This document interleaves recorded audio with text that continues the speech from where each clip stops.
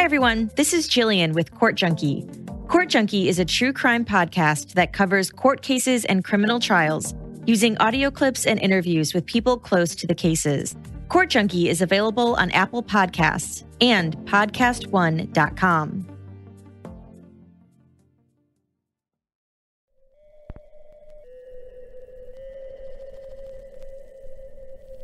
Do you like listening to stories about serial killers, unsolved mysteries? How about a cult or two? And what about those lesser-known serial killers? Or how about the legend of a cryptid that will surely keep you up at night? And I know you'll love a good conspiracy theory, because who doesn't? Join me, Kayla, as my co-host Lexi and I tell you stories that will keep you coming back for more on our show, A Little Wicked. You can find A Little Wicked on Spotify, Apple, and anywhere else you can find podcasts. Check out our website, alittlewickedpodcast.webador.com, and our Twitter, Facebook, and Instagram, all under, you guessed it, A Little Wicked. We can't wait to tell you our stories.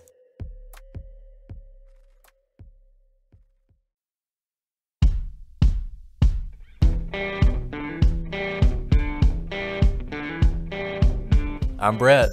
And I'm Alice. And we are the prosecutors.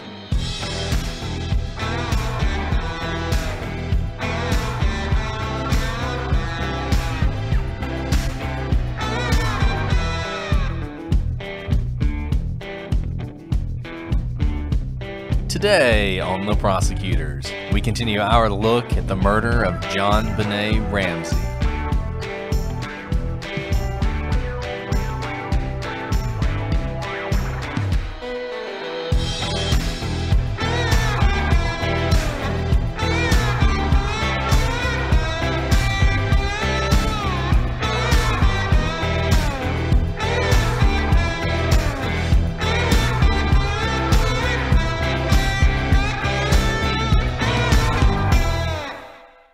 Hello, everybody, and welcome to this episode of The Prosecutors. I'm Brett, and I'm joined, as always, by my stately co-host, Alice.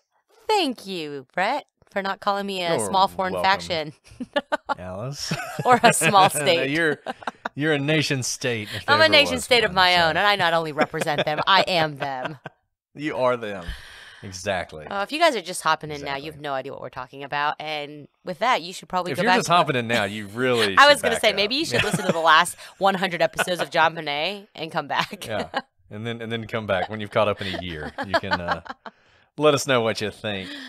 But yeah, I mean, we are back with more JonBenét Ramsey. Not going to waste a lot of time with chit chat today because we are on the 5th episode of this case, and I'm sure some of you are loving this and some of you are sick to death of it. So we're going to try and move on through. Obviously, we spent all of last week on the Ransom Note, which I think is 100% proper to do. I think, frankly, you could just talk about the ransom note when talking about this case because it is the one piece of evidence that definitively is tied to the murderer, whoever they are. But we're going to move on from that to some of the other things in this case, some of the other evidence and some of the other interesting and strange things that we see when we look at the murder of JonBenét Ramsey.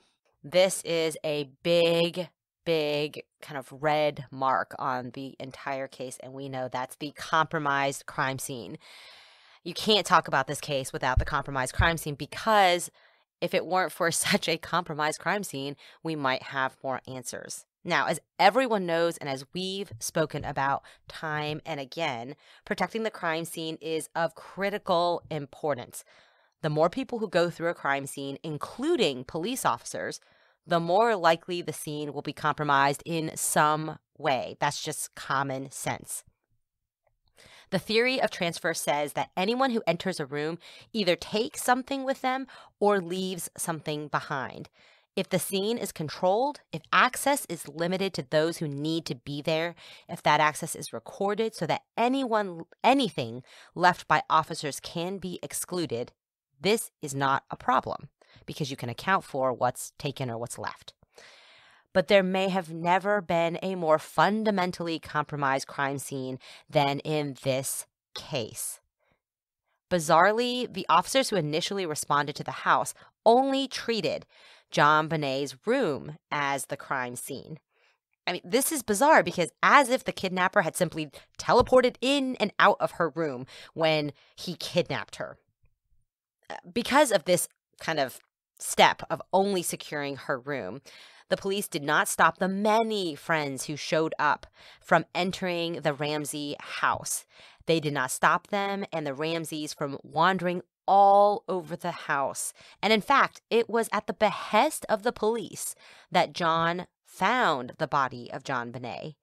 And then, of course, there's the victim advocates who, oh my goodness, came into the house, parked themselves in the kitchen, made food, and then cleaning up so much evidence that could have been there.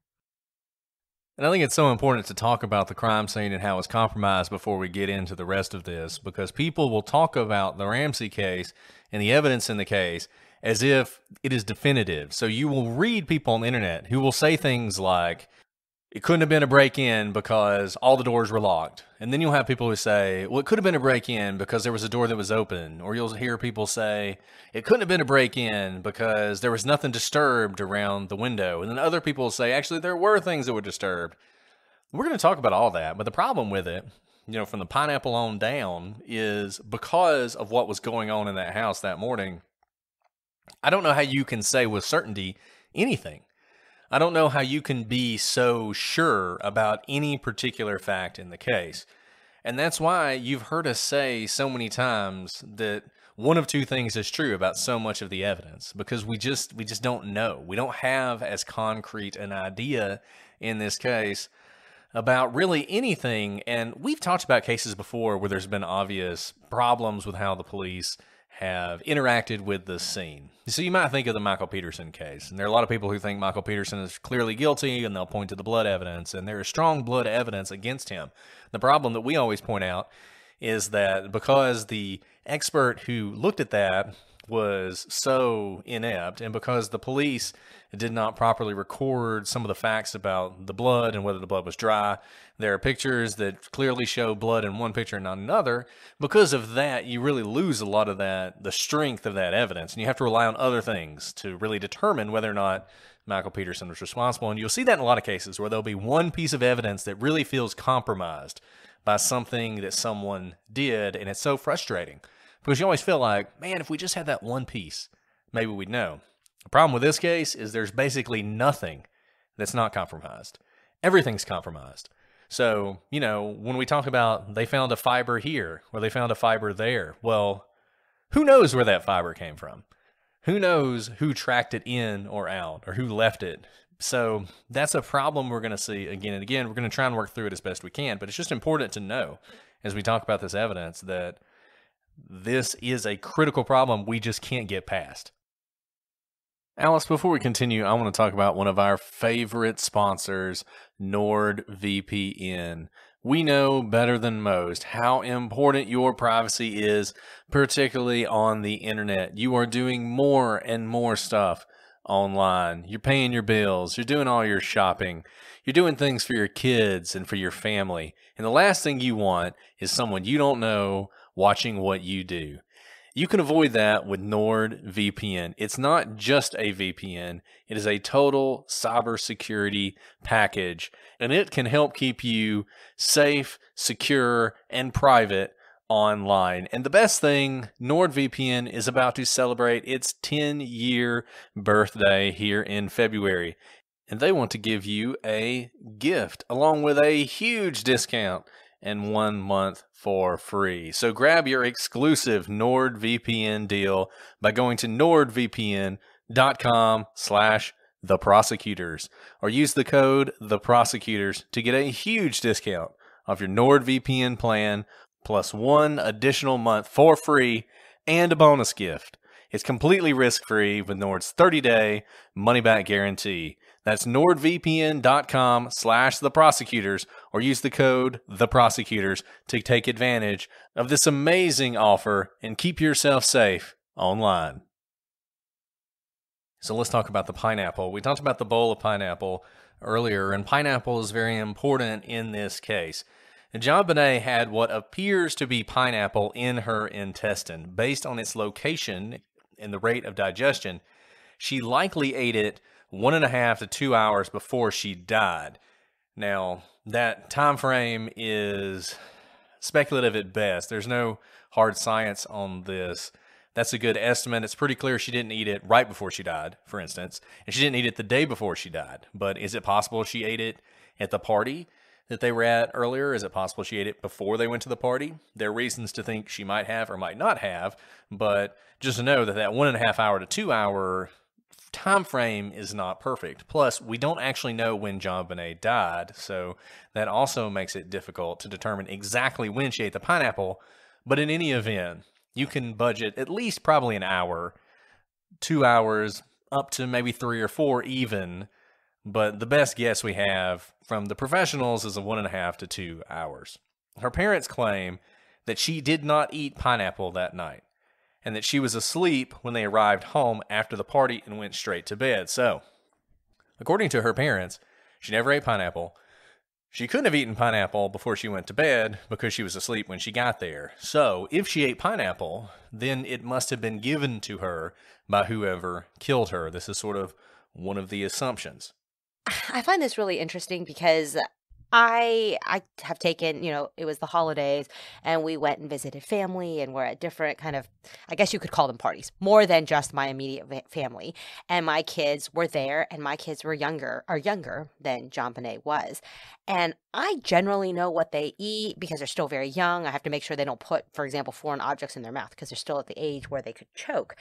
But I can't tell you definitively what they ate when we go to, especially if we go to a party, if they had pineapple, like normal kinds of foods. And so I know there could be claims of what was at the party or not, but even if food is not placed out, my kids somehow always find like the kids' snack bar, so even if pineapple is not out, they may actually this happened tonight, in fact. My son went into, the refrigerator and pulled out a bag of blackberries and was like, I want blackberries. And they often do that at other people's homes because my children somehow just treat other people's homes like their own. So I just think it's very interesting that they're definitive that she could not have eaten it on their watch and maybe not their immediate watch. I think this is a weird thing to be definitive about, for the very reasons you talk about. Now, it's one thing to say, we didn't give her any pineapple, but everybody is so adamant about this, as we're going to see as we talk about this a little bit more, but I think you're right, and I want to come back to what you're saying, because I actually think you've put your finger on it about what happened here. But what we know for sure is she's got pineapple in her intestine, and we know there's this bowl of pineapple found in the kitchen, and it's in milk. Now, I have read that this was something Burke liked, pineapple in milk. I guess it's kind of like strawberries and cream type thing. I've never tried it personally, but I mean, it kind of sounds like it might be good. But in any event, there was this bowl. There was pineapple in the kitchen. It's in milk. The bowl had Patsy and Burke's fingerprints on it. Patsy says she didn't make it, but to me, the fact that a bowl in the kitchen has the fingerprints of somebody on it tells me nothing at all. This bowl is their bowl. Patsy probably washed it or got it out of the dishwasher at some point. It's not surprising that her fingerprints would be on it. Burke liked to eat pineapple. It's not surprising that his fingerprints would be on it. And just because the bowl's been washed doesn't mean the fingerprints would all be gone. So to me, this is not that significant. Now, it is interesting that it's on the kitchen counter. Obviously, there was someone murdered the night before, so you might think it's somehow involved. People who think Burke did it or some people, not all people, but some people have speculated that what happened was Burke, JonBenét wasn't asleep. They all got home. They made Burke some pineapple and milk. JonBenét ate a piece. Burke got mad. He grabbed the flashlight, bashed her in the head with it, because there's a flashlight in the kitchen as well, a heavy-duty Maglite flashlight. Bashed her in the head with it. That causes head injury. And then the parents, in order to save Burke, murdered or finished the job, essentially. Took JonBenét down to the basement and garroted her until she was dead. We're going to talk about that theory more later, but just to lay it out for you so you see why this pineapple might be important, this is something that people have tried to tie into the crime. A preliminary problem with that is the fact that it seems like JonBenét ate this at least an hour and a half before she died. So the sort of, she eats the pineapple, Burke reacts, bashes her in the head with a wound that would have killed her. It's unlikely she would have lived that long after that wound in any event, particularly if she's then strangled to death. And we know that the strangulation whether it happened first or whether it happened after she was hit in the head, did happen while she was alive. So that timeline is rough. But in any event, this is something people point to. It's also possible that the pineapple in the milk was made by the intruder, that this was part of sort of luring JonBenét down into the kitchen. There's pineapple, there's milk. You like that, have some pineapple. Once again, the time frame problem is still a problem. It's hard to believe that after the parents come home that this person would have lured JonBenét downstairs, fed her pineapple, and then hung around for an hour and a half to 2 hours with her just in the house with everyone else in the house asleep. Not impossible, but certainly seems a little strange. But here's something that I think kind of may solve this. Now, we know that the Whites, that's the party they were at the Whites' house. The Whites say they did not serve pineapple the night before, so if JonBenét ate pineapple, it wasn't them that gave the pineapple to them. And, the Boulder police have tried to run this down, and they don't think there was any pineapple there either, though I'm not exactly sure how you prove that. But we found out something interesting in one of Burke's defamation cases. We're going to put those documents on the website if you haven't already looked at them. It is not the case that it was only pineapple in JonBenét's stomach. It appears that actually in her small intestine there were cherries, grapes, and pineapple, which is a common fruit cocktail ingredients, those three ingredients. So here's what I think happened. I think Alice is right. I think JonBenét was at the White's house at the party, and the party's going on, and JonBenét may be wandering around. She may be in the kitchen, and some kind adult might have been, hey, are you hungry, little girl? And there's a tin of fruit cocktail, or one of those little plastic fruit cocktail cups, and they just opened it up and gave it to her, and she ate it. And her parents never knew, and the Whites never knew, and she ate the fruit cocktail, and then, 2-3 hours later, she's murdered. And that's the solution to this big mystery. To me, that seems much more likely than the bowl and the pineapple thing. And if I had to guess about the bowl and the pineapple, I think the victims' advocates made it. I think the victims' advocates found out that Burke was coming back. Remember, they took Burke away, and he's coming back, and they thought, well, what's his favorite snack? They found out that it was this pineapple and milk, and they made it, and just no one remembers.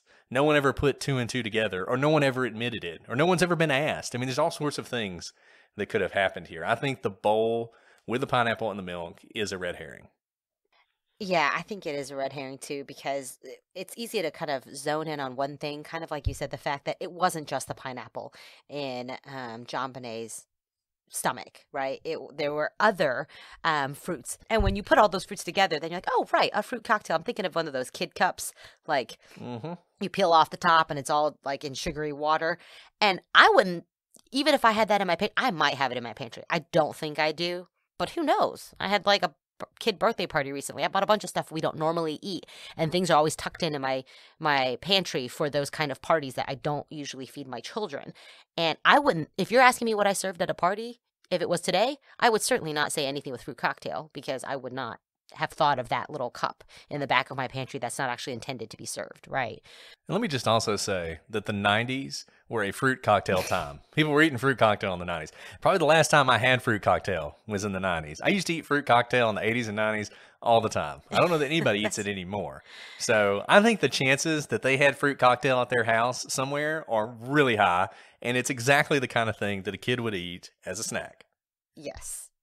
And probably may not be allowed to eat because it's too sugary or something, and so they like sneak away and eat it. At least my kids would. It's interesting. I think this pineapple thing could be a pretty big deal. People focus on this a lot, particularly the ones who think that Burke's involved. The pineapple has always been the motivation for a lot of people who think Burke did this. So if you take the pineapple away, all of a sudden there's a big hole in that theory. And I think that's one reason you'll see people push back on this pretty forcefully. There are people who will even deny this notion that fruit cocktail was found in her stomach. Most people who do that will point to the autopsy. The autopsy only lists pineapple. And I think there's a pretty good reason for that. During the autopsy, they collected JonBenét's stomach contents as they do in those circumstances. Now, the person performing the autopsy obviously could see this pineapple material, but I guess the other material wasn't as readily available, or at least as readily detectable. And so eventually, and it took a couple months, the police sent these stomach contents off for further evaluation. And it was during this evaluation, I believe at the University of Colorado, that these stomach contents were found.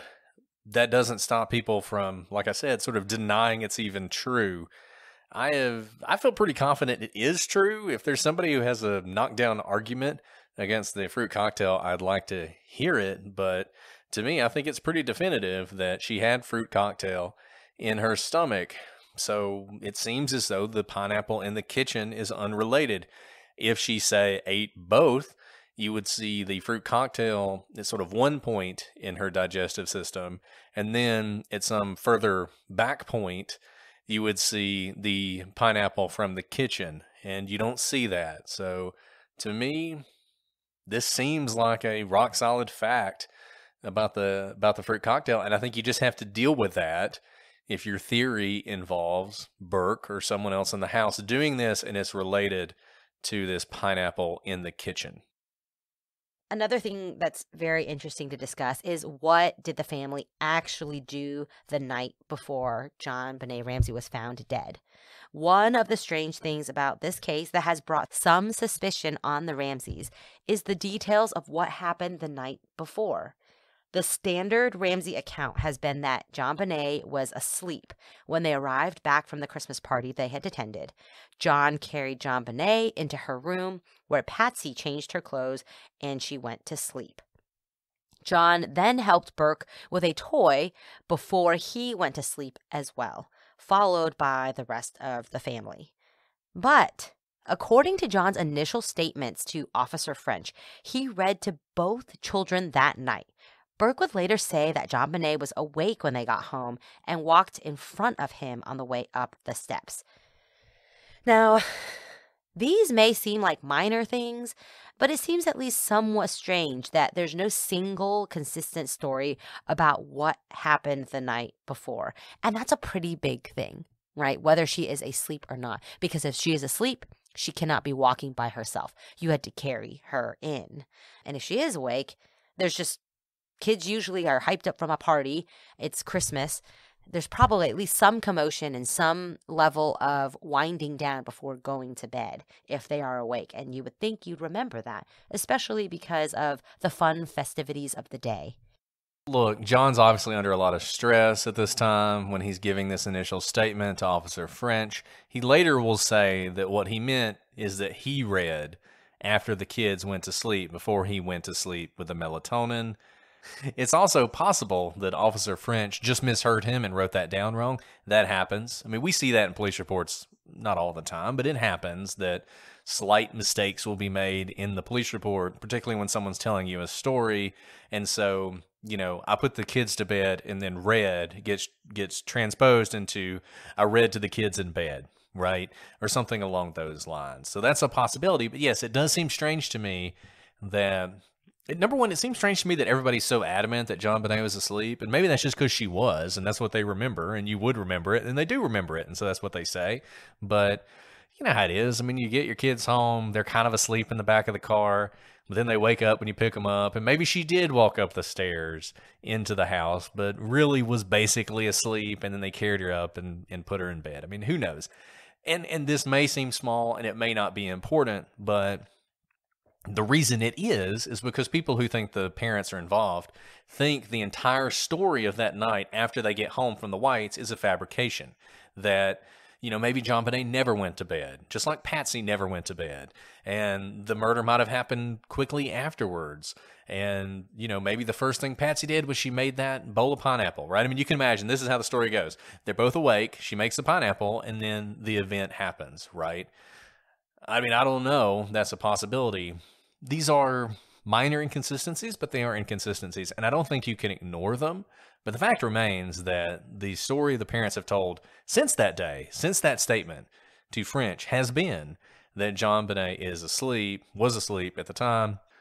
You know, is it weird that Burke remembers something slightly different? Maybe, maybe not. He was 9 at the time. This was told several days later, maybe even weeks later, when he talks about this. So who knows if he remembers it correctly or not. I can remember when my daughter went to bed last night, I couldn't tell you. If you asked me a week ago what was her bedtime routine, I would not be able to tell you, so who knows?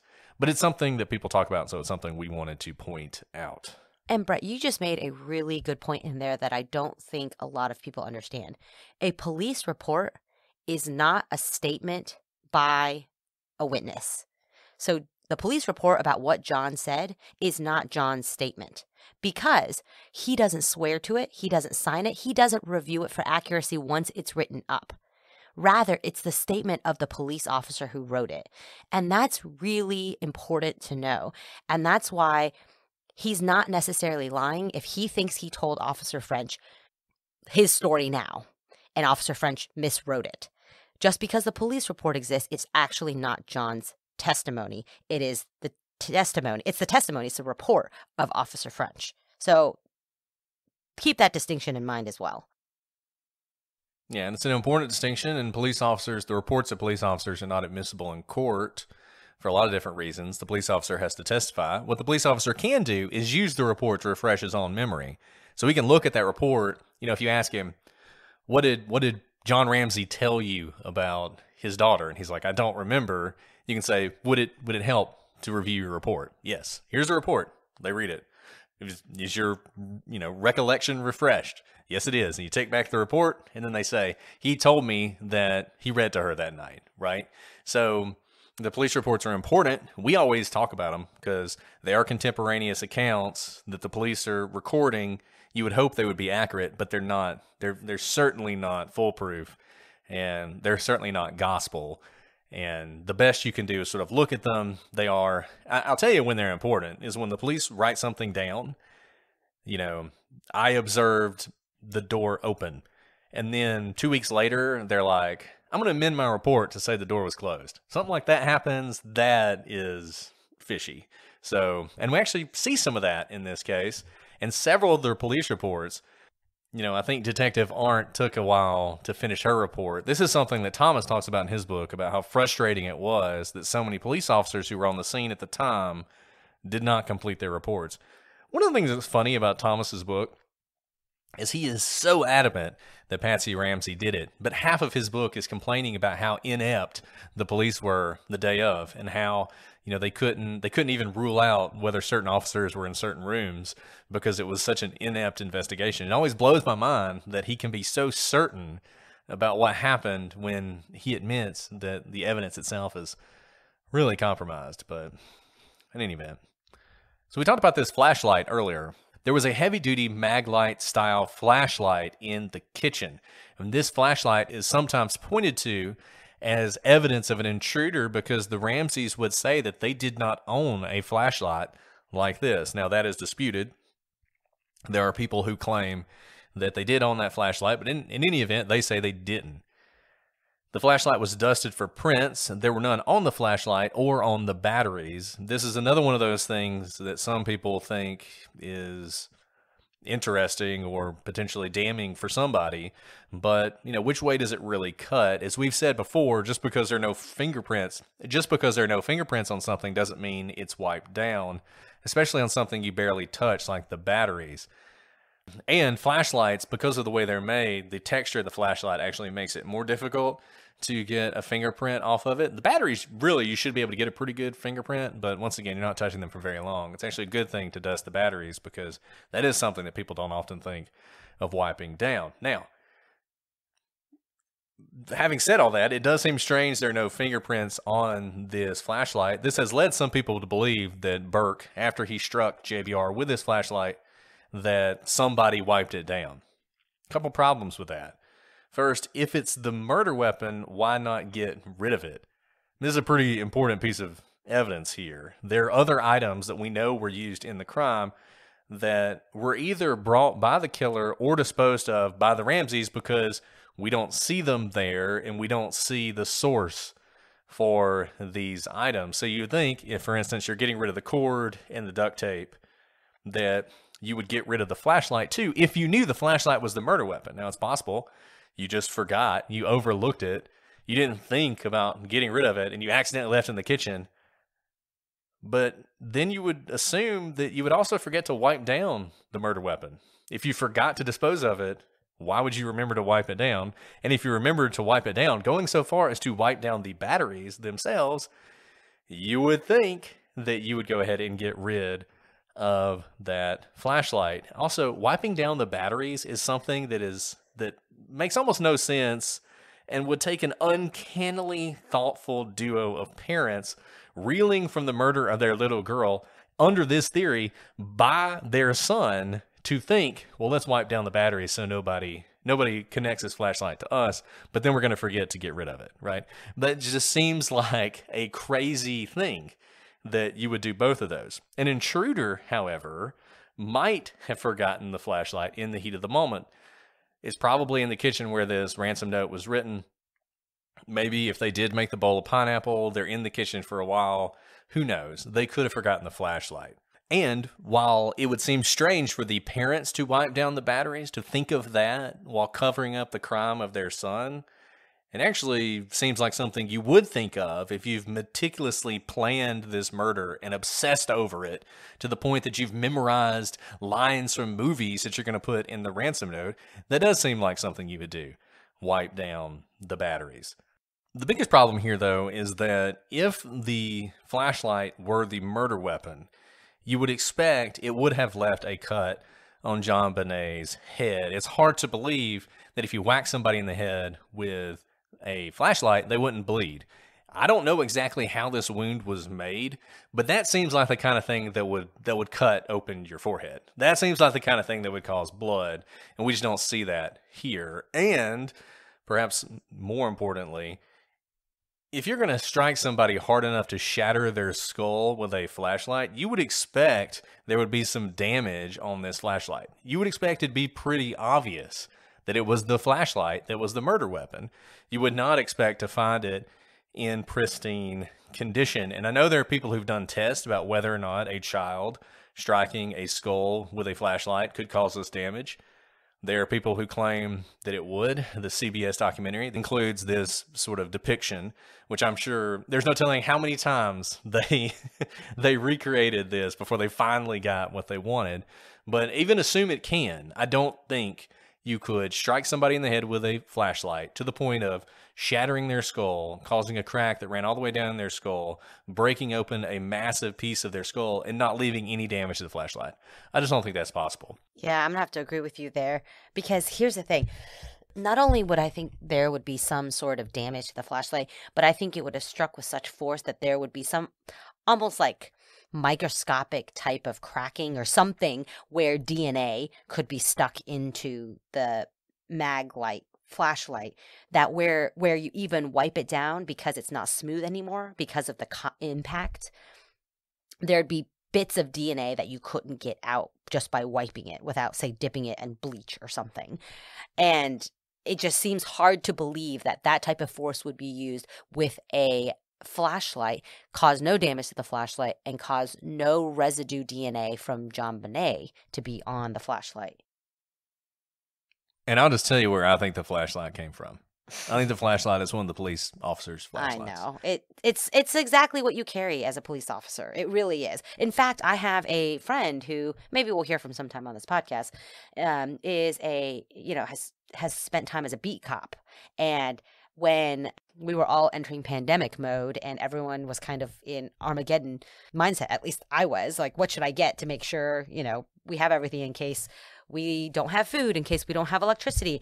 And he told me to get this type of a flashlight. He's like, get these types of flashlights because they can be security. If someone's coming to your home, you can shine it in that direction. It scares them because it looks like a spotlight. They're heavy duty. They can withstand a lot of kind of trauma. They can withstand a car accident if you have one. And he, as a police officer, said, I carry this. You should get one for your house, like for protection. And based on the behavior of the police in this case, and we're going to see more instances of this, if a cop left the flashlight behind, they probably would not have admitted it because that was just the way they rolled in this case. And Don't forget, most police officers, especially beat cops, or a lot of them, maybe not most of them, but a lot of them wear gloves a lot of the time. So it wouldn't be surprising that one of their flashlights would not have fingerprints on it because they're often holding it with gloves. And even if they replace the batteries, they might have been wearing gloves. So to me, the most obvious answer here is just, this is yet another example of the police just leaving something and contaminating the crime scene that has become something people have focused on. Before we go on, I want to introduce the newest sponsor of our podcast, Stamps.com.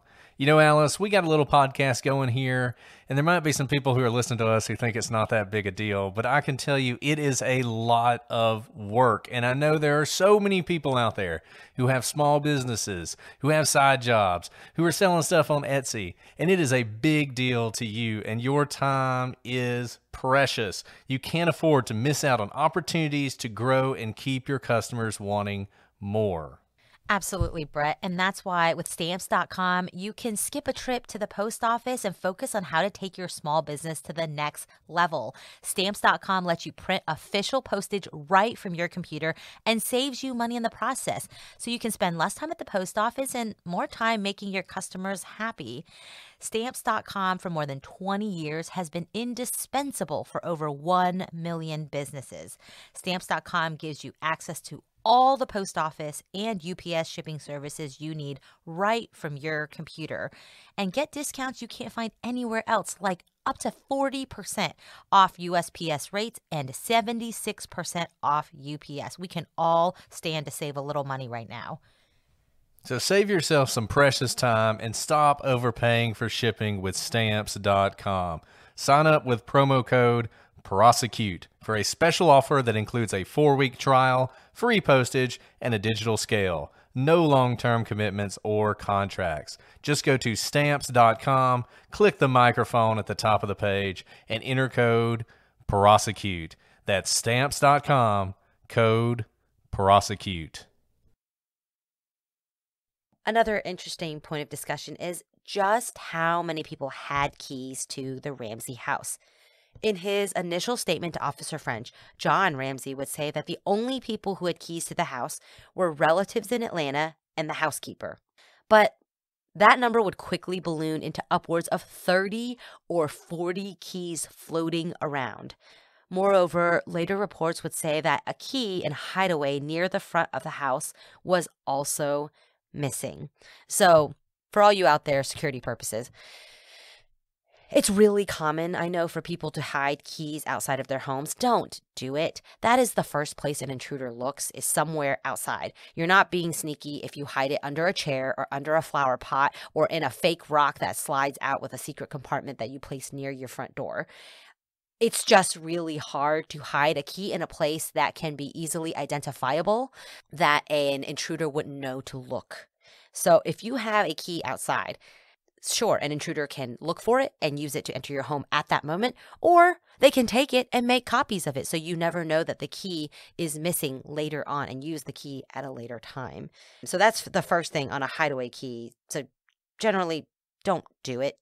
If you have to, give your keys to, a trusted friend who lives within driving distance for if you lock yourself out. And the other thing is, now this is strange, right? John is saying only the housekeeper and family in Atlanta have the key to our house. Then, of course, later that number goes to not just a few more people, but we're talking dozens more keys out there. Brett, what do you think about this? Do dozens of people have keys to your house? I mean, dozens of people don't, but I'm also not somebody who's wealthy, who has like all sorts of people working on the house. The other thing about their home, this is, they were on the parade of homes. This is a home that they used as a showcase. There were people in and out of that house. I think probably John just wasn't thinking. I think he thought of the people who had keys that readily jumped to his mind at the time. And then after further consideration, it just became clear that there were all sorts of keys to this house. They were all over the place. I think you're the only person who has a key to my house other than me.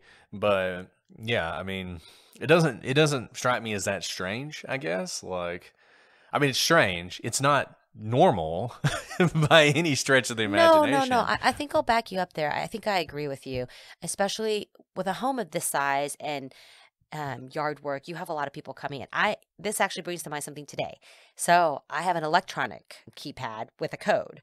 And I had people who had to come work on my air conditioning today. Yes, it's winter and then we had like a heat. I just realized somehow that our AC didn't work and I was going to be out of the house. And so I gave the code to the AC guy who I know, who's come a few times. So I trusted him to give the code to. But in my mind, I was like, I'm going to change the code when I get home.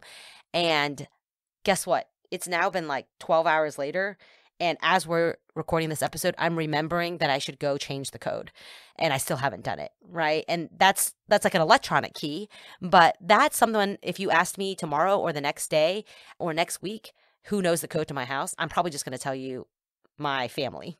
But in reality, actually, I think my yard guy knows it. And so does now the HVAC guy. And I keep meaning to change it, but I haven't. So I can understand kind of forgetting who you've given the keys to, especially if it's for a one-time sort of deal, like coming to work on the bathroom, a plumber or something, and they're busy, they're jet setting. They quite literally are jet setting because they have a plane. I could see them giving keys to the people who help keep their house running for all the times that they are not at home. Yeah, and why is this important? Probably the chief reason that a lot of people think the Ramseys are involved is the notion that it couldn't have been an outsider, that there's no way an outsider could have gotten in. We're going to talk later about this broken window and the, barrels of ink that have been spilled about whether or not an intruder could have gotten in that window without disturbing a spider web that was close to it. And at the end of the day, it might not matter. The window might just be broken and have nothing to do with this case because there were so many keys available and it seems like there were multiple ways to enter this home. And for all we know, the killer walked in through the front door with a key they found in the hideaway and then walked out the front door and locked it behind them. That, for all we know, that's what happened. And, that is really important because it takes away this massive clue over whether or not the Ramseys are involved. Think back to the Darlie Retier case. And we talked about how, the police, when they looked at her house, they went around and they looked to see whether or not there was any evidence of an intruder standing in front of the windows, trying the sliding glass door. And they really didn't find anything. And there was just this one window that had been cut open. And that was really the only sign of anybody there. And there wasn't really that much disturbance going in or out of that window. And it just made you think, this is a setup. Nobody actually came through here. Well, it's the same thing here. We're trying to see whether or not, by looking at the exterior of the house and the obvious entry point, which is this broken window, if we can rule that out and say nobody came through there, does that mean the Ramseys did it? Or at least there's a strong possibility they did. But if in reality there were all sorts of other people who could have gotten into that house other ways, then that piece of evidence just becomes so much weaker than people have made it out to be. Okay, let's talk about the marks on JonBenét Ramsey herself. So we've posted links to these. If you look on acandyrose.com, there are multiple crime scene photos, there are autopsy photos that show these two similar, basically the same size marks that are on JonBenét's skin. There's really two sort of behind her ear, and then there are another two that are on her back. And they really kind of look like burn marks. They look like cigarette burns is what they look like to me. If you took a cigarette and you burned somebody, this very small burn mark, circular burn mark, and you have these that are the same size that are, about an inch apart or so. If you look at the photos, you can see them. And everybody who had seen JonBenét up to that point, particularly the ones on her face, and they wouldn't have seen the ones on her back so much, but the ones on her face say she did not have those the night she was killed. So where did they come from? Well, the people who think this is an intruder think that they are marks from a stun gun. Now, stun guns are known in certain circumstances to leave what are called cutaneous current marks upon impact with the skin. Now, if you look at these marks, they are roughly 3.5 centimeters apart. Some of the officers who looked at this, including Lou Smith, who we're going to talk about more, claimed that this was about the distance between the two prongs on an Air Taser 34,000. People dispute this sometimes. They say it's a little bit more or it's a little bit less. I don't know how much that matters. You know, no two things created even in a factory are going to be exactly the same. So if it's pretty close is probably close enough. Now, there are other examples of these that we know come from stun guns. We've also put those, or we've linked to some pictures of those online as well. And you can see they look very similar. Not maybe exactly the same, but pretty similar to the marks you see on JonBenét. And we know that J.C. Dugard, who was kidnapped in 1991, her kidnapper used a stun gun on her. And she has said that once the stun gun was used on her, she was unable to scream or move, and that essentially the stun gun rendered her unconscious. And the theory is that the stun gun would explain the lack of any evidence of an initial struggle by JonBenét. Remember, whatever happened in that basement, whether you could hear that or not in the main house, before that happened, you would have had JonBenét in her bedroom. Whoever did this, it started in the bedroom. And if JonBenét is screaming in her bedroom, you would expect someone would hear that. But nobody heard anything. So the theory is the person comes in, they stun her, they then take her down to the basement, and the rest happens. And this explains those marks, and it also explains the lack of any screaming. Those who favor the theory that Burke Ramsey killed his sister believe the marks were left by train tracks from his toy train set. The set was in a room downstairs near the room where JonBenét's body was found, and the marks are roughly consistent with the prongs of the middle track from the set. So another sort of very close enough for, you know, probably government work here, close enough that they could have caused these in the same way that the stun gun is pretty close as well. The argument for this has been pretty thoroughly refuted. If you read the documents we talked about, the defamation suit in this case, there's a lot of discussion about this and about how the train tracks don't work. As an aside, it's interesting, Burke's attorney was Lynn Wood, who you've probably heard of. He's an interesting character. He famously represented Richard Jewell in his defamation case. And most recently, he was representing Donald Trump in his challenges to the 2020 election. So your opinions of him may vary, but in any event, we have that document. You can take a look at what he says about the train track thing. To me, the train track thing doesn't really fit. If you look at these wounds, they don't look like that kind of injury to me. I'm not sure what they look like. I don't know if they look similar to the burn marks in the stun gun, though not perfect. But I don't know. It's an interesting theory. It was a theory favored by Lou Smith, who was a police officer who at one time worked for Boulder, but then eventually worked for the parents as part of the defense team. He really liked this theory. A lot of people hate this theory. You know, Thomas in his book really hates this theory. Now, the thing that irritates me about Thomas a lot of times is if you read his book, whenever the stun gun comes up, he just says it wasn't a stun gun. He just asserts it, right? Or he quotes another officer when Lou Smith says maybe it was a stun gun. The officer's like, it wasn't an effing stun gun. I mean, the number of times he says that in the book, I don't know. But he never explains why it wasn't. Like, he never gives any kind of refutation of the stun gun theory. And he does that a lot, where he just sort of asserts things, but never really explains them, which is a problem for an investigator. and we're going to point to other times he does that, which I don't really get. But a lot of people think this is a theory that's been refuted. I don't know that it has been refuted, but the marks came from somewhere, and it probably had something to do with whatever happened to JonBenét. Personally, I like stun gun theory better than train tracks, but doesn't mean that either one of them necessarily caused these injuries. Yeah, I mean, I'm glad that the train track theory has been pretty well refuted, because it doesn't make sense, right? It doesn't fit in with the other theory of why Burke would have done it, which is the pineapple and the flashlight. Because you deliver a fatal blow to your sister's head. And then when your parents are doing the cover up, or maybe you're doing the cover up in the basement, so you've dragged her now, unmoving body down to the basement next to your favorite train tracks, then you're going to stop and she's already unconscious. What's like bang her with your train tracks out of continued anger? It makes no sense in terms of if you have to think about the whole theory of what happened with those train tracks. The only thing I've read from people on this is that he's like, he bashed her in the head for some reason.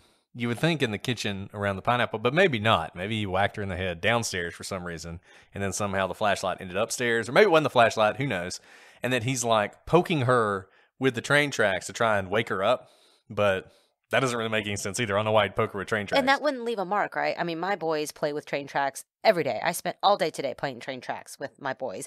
And we have wood ones. We have not metal ones, but like really thick plastic ones. The ones that like Thomas the Train's on, the ones that clip together. We have every type of train track there are. And let me tell you, my kids beat the crap out of each other with every toy, including train tracks.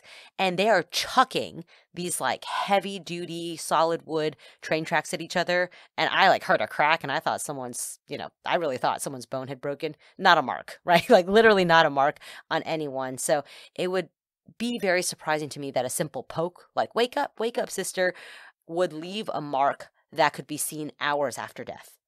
No, I agree 100%. I think the train track theory is, I think it's silly. I'm happy to listen to people if you have strong feelings on the train track and you can explain it a little bit better to me than what I've been able to find.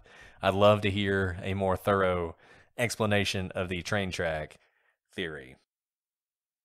Brett, before we move on, I'm proud to say that the Prosecutors Podcast is brought to you by Progressive. What's one thing you'd purchase with a little extra savings? A weighted blanket, smart speaker, that new self-care trend you keep hearing about? Well, Progressive wants to make sure you're getting what you want by helping you save money on car insurance. Drivers who save by switching to Progressive save over $700 on average, and customers can qualify for an average of 6 discounts when they sign up. Discounts like having multiple vehicles on your policy. Progressive offers outstanding coverage and award-winning claim service. Day or night, they have customer support 24/7, 365 days a year. When you need them most, they're at their best. A little off your rate each month goes a long way. Get a quote today at Progressive.com and see why 4 out of 5 new auto customers recommend Progressive. Progressive Casualty Insurance Company and Affiliates. National annual average insurance savings by new customers surveyed who saved with Progressive between June 2020 and May 2021. Potential savings will vary. Discounts vary and are not available in all states and situations. Okay, so we've talked about some weird things about this case. Let's talk about the evidence against the Ramseys. So what is the evidence against the Ramseys? And then we'll talk about evidence for an intruder, sort of for and against here, just trying to see what are the things that point one way or the other. And I think one thing a lot of people point to is the finding of JonBenet's body. So shockingly, but not surprisingly, given everything we know about the police in this case, after Fleet White and his wife arrive at around 6 a.m., he is allowed to conduct a search on his own of the house. So he goes around the house, he goes downstairs into the basement, he looks in the room with the broken window and the suitcase. He moves the suitcase at one point. This is the room that the killer may or may not have come in through. And then he looks into this quote-unquote wine cellar. Now, it's dark inside, and he can't see anything, and he can't find the light switch, which apparently was in kind of a weird place where you would only know it was there if you knew it was there. So he doesn't take too much time down there. He closes the door. He goes back upstairs. So then at around 1, you have Linda Arndt, who's trying to get John to calm down because he's obviously very nervous and she wants to occupy his mind. And so she thinks it's a good idea for him to look for clues. Is there anything out of the ordinary? He's not looking for JonBenét or her body. He's just supposed to be looking for anything that might stand out to him that could help the police in their investigation. When this is often described by people who are describing how this happened, they will say that Linda Arndt said do a top to bottom search of the house and that John immediately went directly downstairs, went straight to the wine cellar, opened up the door, and despite the darkness, which we know you couldn't see into, cries out that he's found JonBenet's body. And this is pointed to by a lot of people as evidence that John knew the body was there, and he was ready for the body to be found so they could move on with this. The problem is that story is not true. That is not what happened. According to both White and John, the first room that they go into was the train room, the room with the broken window. So they're told to search the place. They go downstairs. They're going to start with the basement. They go into this train room with a broken window. This is the same room that White went into first when he initially searched the basement, and this makes sense. If you look at a map of the basement, although people have described it as maze-like, when you come down the stairs, it actually makes sense that you'd either go in the train room or into the area of the storage room, the room where the wine cellar is. The train room door is to your right, and then the door to the hallway leading to the storage room is on your left. Now, after searching the train room, the two men then searched a shower stall in the basement. They then noticed a fireplace grate propped in front of a closet. After moving it, they searched that closet but found nothing. They then went to the wine cellar.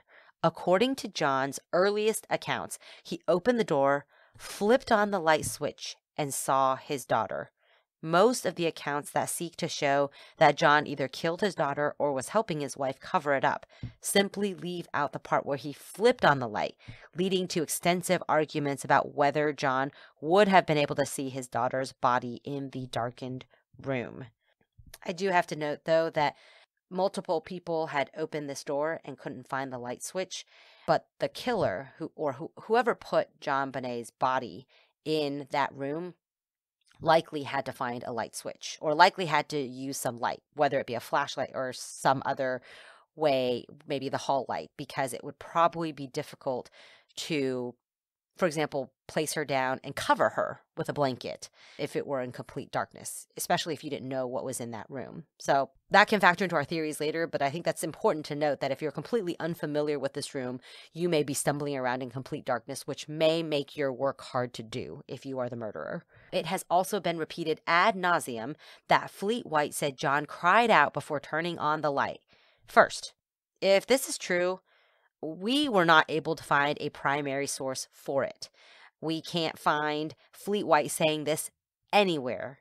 Second, in the Judge Carnes' opinion that we've talked about, the sequence of events as John described it is considered undisputed, and the opinion cites the statements of fact for all the parties and to the White deposition. Moreover, those who have read the White deposition claim it was exceedingly favorable to the Ramseys. It's hard to believe that would be the case if he said that John found the body before turning on the light. Finally, even if it is true, it's a weird thing for White to even know. This would have been a bang-bang thing. There's a door opening, a scream, and a light going on, all of which would happen in very quick succession, especially if White didn't know what was going to be found behind that door. For White to be able to now say that John screamed in the split second before the light went on and not the split second after is very difficult to say. It seems improbable. Yeah, I think this is another one of those things that people, when they're talking about the case, there's so much question begging in true crime. And, question begging, when you say it begs a question, a lot of people use it, quote unquote, incorrectly. I actually like the colloquial, it begs a question. It actually fits a nice little niche in our language. It begs the question, did he know? That's actually fine. So, quit being losers about that. People who want to complain about that. But nevertheless, question begging is a logical fallacy. And it means you're assuming one of the premises of your argument in order to make the argument. So what people often do is they just assume that it is fact that John saw JonBenet's body in the darkness before he turned on the light. That's just a fact. It's undisputed. Everybody knows that's true. So given that that's a fact, how is it possible that he saw her body? And in reality, we don't know that. In reality, we have at best some speculation that might have been the case, possibly that Fleet White at some point said that was the case, but then contradictory testimony by him. We have not seen the White deposition. It was I guess, public for a little while, despite a court order that it shouldn't be, which then resulted in a court order that it be taken off the internet where it was. Maybe it's still out there. I don't like violating court orders, so I didn't really look for it that hard. But in any event, it seems as though in his deposition, he does not say definitively that John saw the body before he turned the light on. So, given that fact, it really would not be that surprising if John opens that door, knows where the light switch is, immediately turns it on, and then sees the body. I mean, that's just not that strange thing. Doesn't mean that he didn't know the body was going to be there. Doesn't mean he didn't go down there to find it, but the sort of standard narrative that is often given to you is probably incorrect. There's a couple other things that are interesting about this. John finds the body. That is not what you would expect. Normally, and you know, these behavioral analysis things are always caveated. Normally, people who are involved in these kind of crimes set up someone else to find the body. So think back to the Lizzie Borden case and how Lizzie Borden, after she finds her father's body, which she basically had to find him, there was no getting around that, will not go upstairs to where her stepmother's body is. Instead, she sends someone else to go up there to look, and of course they find the body. And this is a pretty common thing. So what you would expect to happen here would be John to say something like, hey, go check the wine cellar, I'll go in the train room. And then he sends Fleet White in there and he finds the body. In this case, you have John finding the body, which is a little bit out of line with what you would normally expect. Once again, there are exceptions to every rule, so that's not definitive, but it's not maybe the most common thing that you would see from someone who had killed someone and then set up the body to be found. Yeah, we often see, even if there is a killer who wants their crime, we've talked about how killers may go back to the scene of the crime to participate in the search of a missing person or to kind of see their crime, their masterpiece unfold. Even in those instances, they try to drop hints to other people so that the crime can be solved sooner, the body can be found. Like, have we looked under the bridge? Have we looked? She loved playing hide and seek in the basement, you know, those sorts of things, so that they are not the ones to actually find it, because what they rejoice in is actually someone else discovering their handiwork, if that makes sense. I think this really serves to illustrate the nuances of behavioral analysis, and while it's not the sort of slam dunk science that we all want it to be, we want it to be the case that you can say definitively, well, John found the body, and we all know that it's always staged, that someone else will find the body, so it must not have been him, and it's just not that simple. As we've said before, there are circumstances in which the person who finds the body is going to be the chief suspect. So if you're out, you know, on a search party looking for somebody who's missing and you find the body, you can guarantee you are going to be the police first suspect at least. They may quickly eliminate you, but there are some killers who that's part of their MO. They want to be the person who finds the body. They want to be at the center of it all. Then there are people like Alice said who would rather set it up for someone else to find the body so they can sort of revel in that. Now, one thing I will say is in these family contexts, typically, I think the literature supports that family members tend to have someone else find the body. They tend to set it up so they are not the ones who find the body. I think this makes sense from a psychological point of view. As we've said, oftentimes when family members kill, it's driven not by some sort of psychopathy or cold-bloodedness, but some sort of passion or rage or something along those lines. And so they don't necessarily hate the person they killed. They don't hate their children. They're not necessarily happy that they're dead, particularly after it happens. So they may not want to be the person who finds it. Now, like we said, is it definitive? Just because John found the body means he couldn't have been involved in JonBenet's murder? No, it's not, but it is one of those things that you can consider when you're thinking about this whole case, big picture. And this is particularly true, and if you read some of John Douglas's books, who John's involved in this case, but he has some great books where he talks about this, and particularly in cases, the parents want the body to be found, right? I mean, most parents who kill their kids, it's not a cold-blooded thing. It happens for whatever reason, but the parents still bizarrely love their kids, and that's why you see things like, you know, them being found with their favorite teddy bear wrapped in their favorite blanket or something like that. So the parents want the body to be found, so they're going to make sure it's found. They don't want the body to be out in the elements. They don't want it to take too long, and so they will often direct the police to the body. And it's a really good tactic that investigators, the FBI and other investigators will use a lot when they believe that parents have staged a kidnapping. So what you'll see sometimes is the parents will kill a child, and then in order to cover it up, they'll stage a kidnapping. And the fact that the body is out there somewhere, it really eats at them.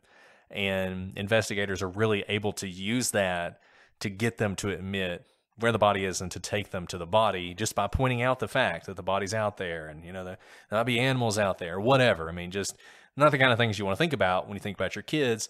And as weird as it may seem to those of us who could never imagine harming our children, even parents who do harm their children, after they do it, often the guilt and the regret is so strong that they will succumb to those kind of tactics and lead the police to wherever the body is. That actually happens a good bit. So whatever the case, what we can all agree on and what we've talked about before and what we talked about at the beginning of today and where we're going to wrap up for today is that what happened next was a cascade of mistakes that probably destroyed any chance of solving the crime. So John sort of throws himself on his daughter. He rips the duct tape from her mouth. He loosens one of the bindings on her hand, which is interesting because Thomas in his book talks a lot about how the bindings didn't actually bind JonBenét because they were loose, but it's pretty clear from John's statement that he loosened the bindings on her hand, so I don't know how significant that is. But in any event, once it became clear that he'd need help to get her, untied and everything else, he just grabs her up and carries her upstairs. Now, some people have commented on the manner that he carried her, which was sort of like out in front of him, so he didn't he didn't cradle her or anything. He's kind of got her out in front of him. And some people have said that that's not a very personal way to carry her, and that's not how a father would carry her or whatever. But the combination of her bound hands and the rope around her throat and everything else would have actually made it pretty difficult to carry her any other way. And he's trying to get her upstairs very quickly. So I don't know that he's thinking too much about the way he carries her when he just grabs her up and takes her upstairs. Also, rigor mortis is set in at this point, which is not something you like to talk about, but it's a fact, which also would have made it more difficult to carry her. Now, you can say, well, then wouldn't he have known she was dead? As we've said before, maybe, or maybe he's in denial, which is the most likely answer to that. Once he gets her upstairs, he's laying her on the carpet, which is all sorts of cross-contamination is going to happen. Then Linda Arndt, for reasons that aren't clear, picks her up and carries her into another room, puts her next to a Christmas tree. She then gets covered up by that blanket. She gets covered up by the sweatshirt. At some point, Patsy's throwing herself on top of her daughter. All sorts of cross-contamination. We talk about later fibers that are found on her body. And did this fiber come from Patsy's coat? Probably, because Patsy was all over her body. So that wouldn't be that surprising. And this is just a huge problem, both the crime scene and the body. I mean, that's where you're going to get most of your evidence. If you're going to solve a murder, you're going to do it by things in the crime scene and things in the body. And both of those things have just been absolutely destroyed, either because through sort of no fault of his own, absolutely innocent reaction of a father, or because of some nefarious, John knows this is the best way to make sure that there is no evidence as to react in this way. It could be either one, but whatever it is, we have a huge problem. But that doesn't mean we're going to give up. We're going to keep looking at this case. We got a lot more we want to talk about. Next week, we're going to listen to the 911 call in this case, let you guys listen to it and decide what you think about the call from Patsy and whether it incriminates her or not. We're going to talk about some of the reactions and behavior of the Ramseys, which, a lot of people put a lot of stock into. Whether it's important or not, it's worth looking at. We're going to talk about weird things like the fact that Patsy was wearing the same outfit 2 days in a row, and is that the kind of thing that a self-conscious beauty queen would do? We'll talk about some fiber evidence and various other aspects of this case that we hope will be interesting to you. We'll also get into possible evidence of an intruder, whether or not there was prior sexual assault. There's just all sorts of things to talk about. Who knows whether we'll get finished next week. We're not going to rush through it, but I think we are at least closing in on the finish line. We can see the finish line somewhere in the distance. Don't promise anything we can't deliver, Brett. It's somewhere in the distance. I don't know how many episodes distant it is, but we're going to get there eventually, I promise you. But I think everything we've discussed is worth discussing, and I think it's worth the time we're taking on it. So once again, if you love this case, I assume you love this discussion, and if you hate this case, eventually it will be over and we'll move on to something else. But if you have things that you want to share with us or things you want to say, shoot us an email at prosecutorspod@gmail.com. Look us up at prosecutorspod on all your social media. Join the gallery on Facebook for a discussion there. Join our Patreon if you want to hear these episodes ad-free and often early. If you're on Patreon, you're probably hearing this a couple weeks early, as a matter of fact, because Alice and I are recording all this well ahead of time. But we're always interested in what you have to say. Thank you so much for all the support you've given us, all the emails you've sent us, all those 5-star reviews, all the friends you've told. You will never know how much it means to us. By the time you hear this, who knows? Maybe our trial will be over. But I'm not going to make any promises there either. One can hope, Brett. we are like, I feel like we are chipmunks hoarding acorns, like podcast episodes for the winter, like, because we don't know what the future holds. So just so you guys know, we are like recording late into the night. We got some snarky messages during this holiday season about us not having new episodes. But just so you know, you guys didn't get new episodes around the Christmas holiday, but we've been recording like every single night. So yeah, we love Alice, you guys. Man. She's cracking that whip on me, guys. Totally cracking the whip on me, which is fine. I appreciate it. But, well, that's all we have for today. We'll be back next week with more on JonBenét Ramsey. But until then, I'm Brett. And I'm Alice. And we are the prosecutors.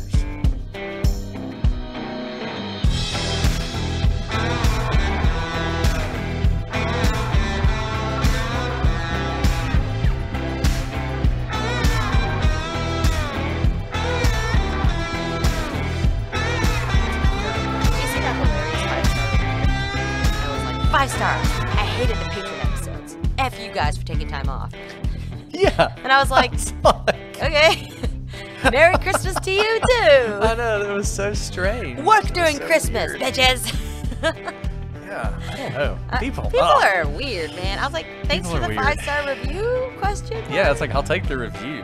I mean, but I just don't know why you feel the need to pop off like that. Also, like, then don't listen to it. It's okay. I don't expect you to listen to all the episodes. I'm not gonna lie. I didn't listen to it. I know what happens. I didn't listen. Yeah, exactly. I don't tend to listen to those either.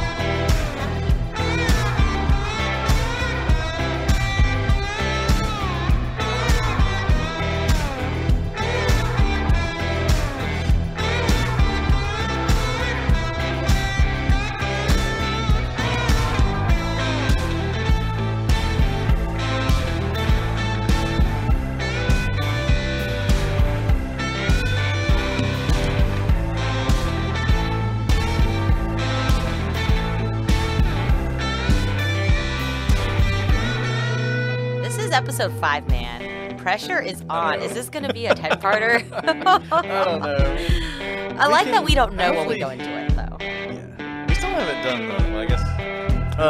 Yeah, I don't know. We'll just see. Let's see how far we get